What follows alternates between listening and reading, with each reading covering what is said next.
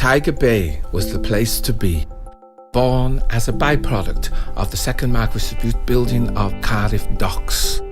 This was a working class community that went to sea, worked the factories on the docks, steel mills and foundries. We had a great deal of hardship, but never poverty. If your father was away at sea and your mother was running the household, you were the only child in the house, you never really felt alone because you could always go around to Sophia Street and fall in at Graham's house. And so you often found people visiting other homes whose front doors were always open in any event.